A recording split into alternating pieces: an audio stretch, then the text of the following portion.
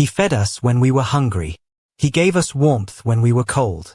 And one night, someone shattered that kindness like it was nothing. But I was done standing by.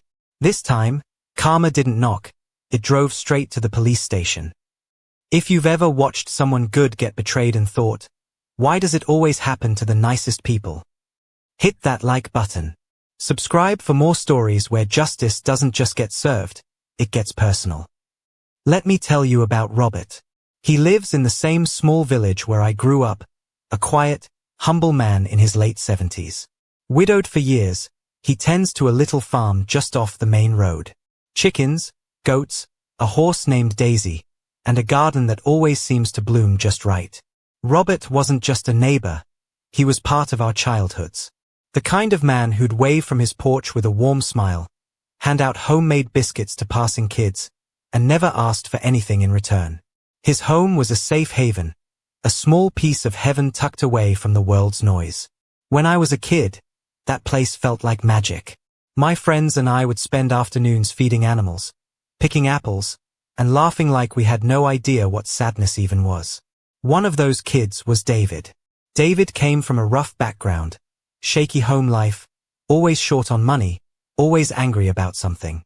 But Robert never treated him differently. Not once. He gave him cookies just the same. Let him ride Daisy just the same. He gave him warmth, shelter, love. Fast forward 15 years. We're adults now. Life pulled us in different directions. I went off to work in the city. Some of us settled down. Others, not so much. David? He spiraled. Petty thefts. Fights. Scams. He got kicked out of his parents' place. Again. People started crossing the street when they saw him coming. But not Robert. Robert still opened his door. And that's when everything changed. A few nights ago, cold wind cutting through the village like a knife, David showed up at Robert's doorstep. Said he had nowhere to go. Robert, saint that he is, didn't even hesitate. Gave him a bed, a blanket, and when the sun rose, he walked to the local market to buy Chocapic cereal, David's childhood favorite, and something special for breakfast. But when Robert came home, he didn't find breakfast ready. He found David rummaging through a drawer in the living room. The one where Robert keeps what little cash he has. His savings. His emergency fund. Robert, confused, asked softly, "What did you just put in your pocket?" David looked him dead in the eye and ran. No apology. No guilt. Just gone. When I heard what happened, something inside me snapped. Robert had given this man every chance. Every bit of trust. And he shattered it. But what broke me wasn't even the theft.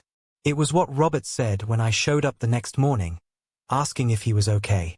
He looked at me with tears in his eyes, not from anger, not from sadness, but from something deeper. "I thought you all had forgotten me." That shattered me. He wasn't crying because he'd been stolen from. He was crying because we'd disappeared. Because the kids he used to love like his own had stopped showing up. We'd grown up and left him behind. I felt like trash. All of us did. So I did the only thing I knew how to do. I fixed it.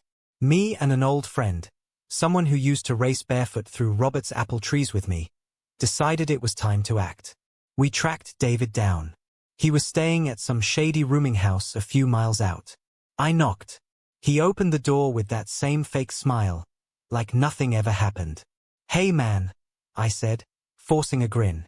"You need a ride into town?" He said sure. Like old times. He had no idea. We drove. Not toward the village square. Not toward the market. We drove straight to the police station. He didn't even notice until we turned into the lot. "Wait, what are we doing here?" he asked. And I looked at him, cold, quiet, and said, "You stole from the one person who never gave up on you. I'm done watching." The cops were waiting. I told them everything. David tried to lie. Said Robert told him he could borrow the money. But as we waited for Robert to arrive and give his statement, David folded. He confessed. He's now in custody, facing charges. And from what I hear, he'll be spending some real time thinking about who he became. That moment, watching the disbelief on his face when he realized he'd been set up by the very people he used to play tag with. That was justice. Not angry. Not violent. Just clean, deliberate justice. And Robert? When we brought him home after the police station, he didn't say much. He just smiled. He made tea. Set out those same old-school glass bottles of juice we used to drink from as kids. That day, Robert lost a little bit of money, but he gained something bigger.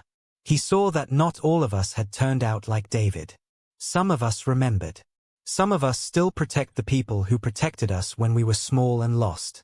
Now, I visit Robert once a month. Sometimes we talk. Sometimes we just sit in the quiet. But he's not alone anymore. If that story hit you in the heart like it hit me, hit that like button and tell me in the comments. Who was your Robert? Someone who showed up for you when they didn't have to. And if you want more stories where karma doesn't miss, subscribe. Because around here, revenge gets personal.